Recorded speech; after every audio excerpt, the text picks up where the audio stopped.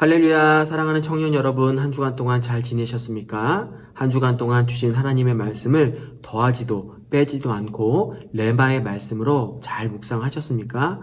우리 사랑하는 모든 청년 여러분, 작은 예레미야가 돼서 하나님의 말씀을 듣는 것뿐만 아니라 전하는 사람들이 되었으면 좋겠습니다. 그럴 때 하나님께서 우리에게 하나님의 큰 뜻을 보여주실 것이고 또 우리 가운데 하나님의 말씀을 흘려보낼 것을 믿습니다. 이제 이번 주간 묵상할 말씀을 나누도록 하겠습니다. 이번 주간 말씀은요, 예레미야 28장 12절부터 17절이고 제목은 강철 같은 말씀입니다. 오늘 본문 말씀의 배경은 이렇습니다. 남유다의 마지막 왕인 시드기야 제위 4년에 예루살렘에서 아주 특별한 회의가 소집이 됩니다. 이 회의는 이집트를 주도로 한 에돔, 모압, 암몬, 페니키아, 즉 남유다 주변에 있는 나라들이 연합을 형성해서 반바벨론 세력을 구축하기 위한 그런 회의 자리였습니다. 거기에는 시드기야 왕뿐만 아니라 하나냐라고 하는 선지자가 함께 동승하고 있었는데 그는 거짓 선지자를 대표하는 사람입니다. 그가 거기에 모인 사신들과 또 각국 대표단에게 이렇게 선포를 합니다. 첫 번째, 여호와께서 바벨론 왕의 멍에를 꺾었다. 두 번째, 바벨론 왕이 이곳에서 빼앗아간 여호와의 성전 모든 기구를 2년 안에 다시 이곳으로 되돌려 놓을 것이다. 그리고 마지막 세 번째는 그때 사로잡혀갔던 모든 포로들이 다시 돌아오게 될 것이라는 겁니다. 너무너무 반가운 소식이고 너무너무 희소식입니다. 그러나 서두에 제가 말씀드린 대로 하나냐는 거짓 선지자입니다. 왜 거짓 선지자일까? 목사님, 이런 말씀들이 선포되는 건 너무 좋은 거 아닌가요? 라고 이야기할 수 있을 겁니다. 그러나 이것은 하나님께로부터 온 것인지 사람에게로부터 온 것인지를 잘 구별해야 된다는 거예요. 그래서 제가 애초에 이 하나냐를 거짓 선지자 혹은 거짓 예언자다라고 표현한 것입니다. 사람의 생각이나 사람의 감정이나 사람의 경험이나 내가 하고 싶은 말을 다 전한다고 해서 그것이 예언이나 또 선포는 아닙니다. 하나님의 말씀은 더더욱 아니겠죠. 그런데 그때 재미있는 일이 벌어집니다. 하나냐가 거짓말로 하나님의 말씀을 선포한 그때 예레미야가 회의장으로 들어옵니다. 그런데 그의 어깨에는 가죽끈과 나무로 만든 멍에를 메고 있었습니다. 이 상징적인 행동은 하나님의 특별한 뜻을 보여주는 것인데요. 여기서 가죽끈과 멍에는 바로 바벨론을 뜻합니다. 즉 하나님의 뜻은 이집트와 또 연합 세력에 있는 것이 아니라 북방으로부터 쳐들어오게 될 바벨론에게 있다라는 것이죠. 이사야에서 보면 바로 하나님께서는 이런 나라들을 통해서 진노의 막대기라는 이름으로 하나님의 징계를 선포하십니다. 그 말은 무슨 말이냐? 여기에 모인 각국 사절단들 뿐만 아니라 각 열방들은 하나님의 말씀에 복종하여 바벨론에 투항하라 라고 하는 뜻입니다.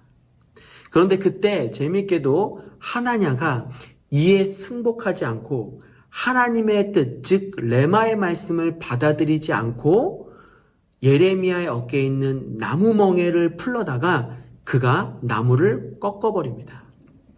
그러면서 이렇게 이야기합니다. 2년 안에 모든 민족의 목에서 바벨론의 왕 느부갓네살의 멍에를 이와 같이 꺾어버리라 하셨느니라. 하나님께서 주신 말씀도 아닌데 이 거짓 예언자인 하나냐는 그렇게 각국 사절단들에게 선포하고 다시 한번 위로의 말을 전하고 있는 겁니다. 그때 예레미야는 하나냐와의 대결 이후에 다시금 돌아와 하나님의 말씀을 듣습니다. 하나님께서는요, 예레미야에게 13절에 이렇게 말씀하십니다. 너는 가서 하나냐에게 말하여 이르기를 여호와의 말씀에 내가 나무 멍에들을 꺾었으나 그 대신 쇠 멍에들을 만들었느니라. 옛말에 호미로 막을 것 가래로도 못 막는다라는 표현이 있습니다. 호미로 막으면 금방 막을 것 같은데 그것을 그냥 뒀더니 나중에는 가래로 막더라도 막을 수가 없게 되는 것이죠. 마찬가지로 하나님께서 예레미야의 상징적인 행동을 통해서 유다뿐만 아니라 열방들에게 주시는 경고의 메시지를 들었으면 하나님께서 그 뜻을 돌이키시고 용서하셨을 텐데 하나님의 말씀을 사람의 말로 가리자 하나님께서 화가 나셨다라는 거예요. 너가 나무 멍에는 꺾었으나 다시금 만드는 하나님의 강철 멍에는 꺾을 수 없다라는 경고의 말씀을 다시 한번 보여주고 있다는 것이죠. 제가 어렸을 적에는 집에 방빗자루가 하나 있었습니다. 이 방빗자루는 참 신기하게도 두 가지 기능이 있었는데요. 하나는 바닥에 더러운 것을 쓸기 위해서 쓰이는 청소도구이고 또 하나는 사랑을 표현하기 위해서 쓰이는 도구였다라는 겁니다. 부모님께서는 바른 길로 가라고 이 사랑의 매를 참 많이 들었던 것 같습니다. 물론 잘못한 정도에 따라서 횟수나 또 도구가 달라지긴 하지만 주로 이 방빗자루를 이용하셨습니다. 그런데 어느 날 이 방빗자루가 두 동강이 나서 부러져 버렸습니다. 제가 좋아했을까요? 안 좋아했을까요? 당연히 좋아했겠죠. 그런데 저는 그 다음날 좌절하고 말았습니다. 그 이유는 아버지께서 두 동강 난 그 방빗자루를 보고 굵은 철사로 처음부터 끝까지 여러 번을 감아 놔서 이제는 100년을 써도 부러지지 않을 정도로 만들어 놓으셨기 때문입니다. 그 이후로 이 사랑의 표현은 예전과 다른 강도로 다가왔습니다. 예전에는 한 대 맞은 것 같은데 지금은 한 대를 맞더라도 두 대나 세 대로 느껴지는 그런 강도로 바뀌었다는 것이죠. 왜요? 예전에는 나무였다가 지금은 철사로 감아놔서 강철이 되었기 때문입니다. 이와 같이 하나님의 말씀은 강철 같은 말씀입니다.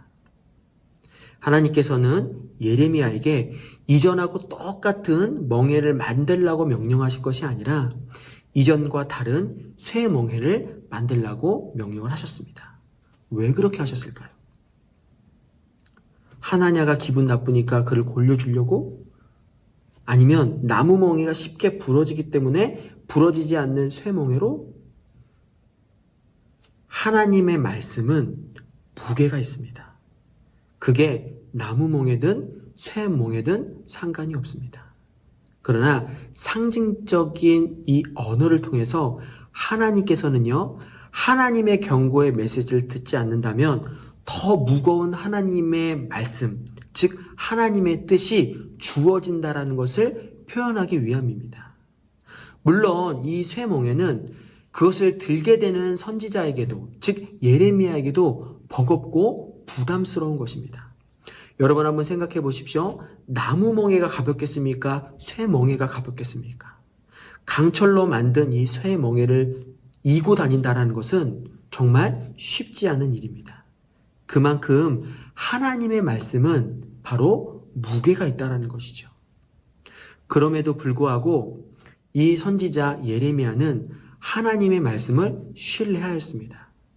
지금 당장 내가 이 말씀을 들었을 때 버거울지 모르겠지만 반대로 이야기하자면 하나님의 강철 같은 말씀이 나를 지켜주실 것이기 때문에 거짓 예언자인 하나냐가 중요한 게 아니라 또 자신을 핍박하고 이 멍에를 꺾은 사람들이 중요한 게 아니라 하나님의 뜻, 강철 같은 하나님의 말씀이 중요하다는 것을 깨달았기 때문입니다. 말은 쉽게 내뱉기 때문에 가벼워 보입니다.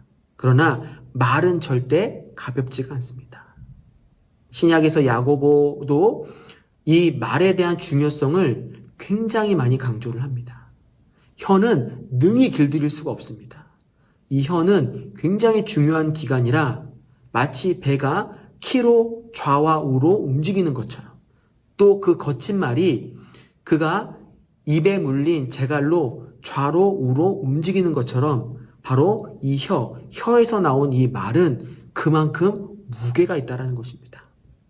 왜 정치인들이, 연예인들이 말 한마디에 그 높았던 정상에서 대구르르 굴러서 떨어지겠습니까? 사람이 전하는 말도 이런 무게가 있을진데 하나님의 말씀은 나무가 아니라 강철같이 강력하다는 것을 보여주기 위함입니다. 다른 거 필요 없이 하나님께서 하신 말씀이기 때문에 그 말씀, 즉 말에는 무게가 있다는 것이죠. 하나님은 불가능이 없으십니다.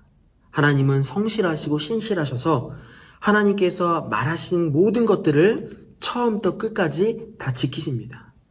우리가 하나님을 부를 때 전지전능하다라고 표현하는 것은 바로 이러한 하나님의 능력 때문입니다. 아무리 하나냐가 사람들을 위로하기 위해서 또는 자기 확신에 차서 하나님의 말인 양 선포한 이야기지만 하나님의 뜻으로부터 출발하지 않거나 또는 하나님께로부터 출발하지 않는다면 그 말씀은 힘이 없는 것이죠. 무게감이 전혀 없다는 것입니다. 그 말은 그저 숫자나 글자에 불과할 뿐이죠. 하나님의 말씀은 레마의 말씀이기 때문에 그 말씀 자체에 무게가 있고 강철 같은 말씀이기 때문에 우리의 삶을 지배하고 이끌어 가십니다. 믿으십니까? 그렇다면 하나냐는 어떻게 되었을까? 이제 본문 말씀은 마지막을 향해 달려가고 있습니다. 하나님께서는 예레미야에게 하나냐를 찾아가서 이렇게 전하라고 말씀을 하십니다. 여호와께서 너를 보내지 아니하였다. 이 한마디, 하나님께서 예레미야를 통하여 말씀하신 이 한마디로 모든 것은 다 정리되었습니다. 하나냐는 하나님으로부터 출발하지 않았고 하나님께서 보낸 사람이 아닙니다. 비록 예레미야가 그 어깨에 쇠 멍에를 메고 그의 삶이 강철같이 짓누르고 무거울지라도 예레미야는 하나님께로부터 출발한 사람입니다. 하나님의 뜻, 하나님의 말씀을 담아내는 그릇이고 또 그 말씀을 전하는 사람입니다. 그것이 바로 하나님께서 예레미야를 사랑하신 이유고 예레미야도 하나님의 마음을 헤아리는 이유입니다. 우리 사랑하는 모든 청년 여러분, 제가 작은 예레미야가 될 것을 누누이 강조하는 이유가 바로 여기 있습니다. 우리의 삶의 출발이, 우리의 삶의 근본이, 우리의 삶의 존재가 하나님으로부터 출발을 해야 됩니다. 하나님의 말씀으로 지배를 받아야 되고요. 하나님이 쓰시는 그릇이 되어야 한다는 것입니다. 그게 바로 예레미야입니다. 하나냐의 거짓 예언과 예루살렘에 모인 각국 사절단들의 뜻이 무너지는 데는 오랜 시간이 걸리지 않았습니다. 하나냐는 장담하건대 2년 안에 바벨론의 멍에가 꺾어지고 또 성전의 모든 기구들이 돌려보내질 것이며 또 포로로 잡혀갔던 사람들이 돌아올 것이다라고 예언했지만 하나님께서 금년 안에 하나냐가 죽을 것이다라고 선언을 하십니다. 실제로 17절 결론에 보면 이렇게 나와 있습니다. 선지자 하나냐가 그의 7째 달에 죽었더라. 오늘 본문 말씀의 결론이에요. 그는 2년을 선포했지만 그가 말한 이후에 금년 즉 그 해도 견디지 못하고 하나님께서 하나냐를 한 번에 치셨다라는 겁니다. 하나님의 말씀에 무게가 있다는 것은 바로 이러한 이유 때문입니다. 그렇기 때문에 우리는 하나님의 말씀을 이 마음에 담아내야 됩니다. 강철 같은 하나님의 말씀과 또 내 마음이 부딪혀서 하나님께서 더 날카롭게 하시는 나를 바라봐야 된다는 것이죠. 잠언 27장 17절엔 이렇게 나와 있습니다. 철이 철을 날카롭게 할 것이다.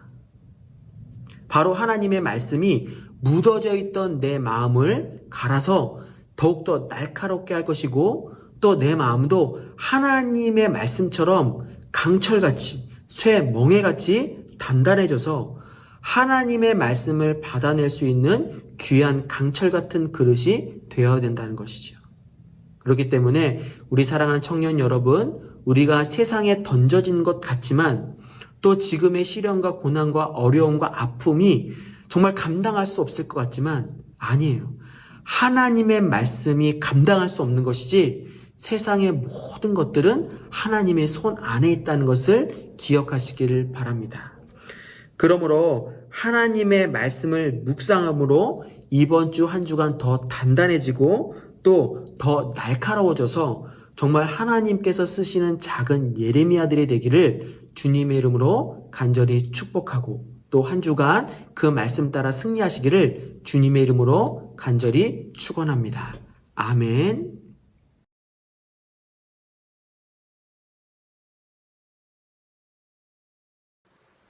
할렐루야. 오늘 큐티 나눔을 맡은 정성원입니다. 한 주간 묵상한 큐티와 그 은혜를 함께 나누려고 합니다. 저는 토요일 본문으로 나누려고 하는데요. 예레미야는 유다의 왕 시드기야에게 찾아가서 70년 동안 바벨론의 왕을 섬기게 될 것이라고 전합니다. 하나님의 말씀을 듣지 않고 돌이키지 않는 백성들을 심판하시면 끝이지만 심판을 통한 파멸은 하나님의 뜻이 아니었기 때문에 70년이라는 시간을 허락하십니다. 이 말씀을 묵상하면서 들었던 생각은 종으로 살아가는 것이 그저 고난이 아니라 하나님의 약속이 될 수 있구나 라는 걸 느꼈고, 우리가 삶에서 겪게 되는 문제와 어려움들이 나를 힘들게 하고 짐이 되지만 이것이 하나님의 훈련이고 은혜고 약속이다라는 것이 감사했습니다. 또 본문에서는 거짓 예언자의 말에 듣지 말고 하나님의 말씀에 순종해서 바벨론을 섬기라고 전합니다. 거짓 예언자들은 바벨론을 섬기지 않게 될 거라고 말했고 빼앗겼던 성전 기구들이 되돌아올 거라고 예언했어요. 하지만 하나님께서는 나는 그들을 보내지 않았다 라고 분명히 말씀하십니다. 이 말씀을 보면서 하나님의 말씀이 아니라 내 생각대로, 내 의지대로 결론을 내면서 살아왔던 저의 모습이 떠올라서 거짓 예언자가 다른 사람이 아닌 나 자신일 수도 있다라는 생각을 했어요. 같이 떠올랐던 말씀은 예레미야에서 가장 기억에 남는 구절인데 예레미야 2장 13절입니다. 참으로 나의 백성이 두 가지 악을 저질렀다. 하나는 생수의 근원인 나를 버린 것이고 또 하나는 전혀 물이 고이지 않는 물이 새는 웅덩이를 파서 그것을 샘으로 삼은 것이다. 하나님께로 가면 생수의 근원, 생명의 근원이시기 때문에 마시기만 하면 되는데 이것을 버리고 열심히 웅덩이를 파면서 내 생각대로 내 힘으로 살아가려 했던 것이 찔림이 있었어요. 이런 제 모습을 돌이키고 회개함으로써 살아가려면 어떻게 살아가야 할까? 하나님의 약속을 붙잡고 하나님의 말씀을 분별하면서 살아가기 위해서 어떤 걸 적용해 볼까 고민해 봤는데요. 저는 이번 한 주간 아침에 큐티를 하고 저녁에는 적용을 잘 했는지 피드백해 보는 시간을 가지려고 합니다. 아침에 큐티를 하면 하루를 살아가면서 말씀을 기억하고 적용할 수 있는 유익이 있는데요. 계속 우선순위가 밀려서 저녁 늦게나 새벽에 하는 경우가 많아졌어요. 그래서 아침에 큐티를 결단합니다. 그리고 적용을 실천했는지 안 했는지, 그리고 어떤 걸 느꼈고 부족했던 점이 있었는지를 돌아보면서 하나님의 말씀을 더 가까이 하고 살아내는 시간을 가지려고 합니다. 여러분도 이번 한 주간 말씀을 묵상하시면서 하나님의 약속의 말씀과 은혜의 말씀을 깨닫는 귀한 시간이 되시길 소망합니다. 지금까지 나눔을 들어주셔서 감사합니다. 네, 광고 전달 드리겠습니다. 저희 예배는 2주 동안 온라인으로 진행이 되는데요. 예배는 본 예배를 드리도록 하겠습니다. 그래서 9시 1부나 11시 2부를 드리시면 되고요. 예배는 금오제일 유튜브 채널에서 실시간으로 라이브 됩니다. 그리고 청년부 예배는 이렇게 나눔 영상을 공유 드릴 예정이에요. 그래서 1시 반에 맞춰서 시청을 하시거나 아니면 주중에 묵상을 하시면서 함께 보시면 됩니다. 코로나 확진자 수가 늘어나고 이번 주는 폭염까지 이어진다고 하는데요. 모두 건강 유의하시고 이번 한 주간 승리하시기를 소망합니다. 그럼 다음 주에 뵙겠습니다.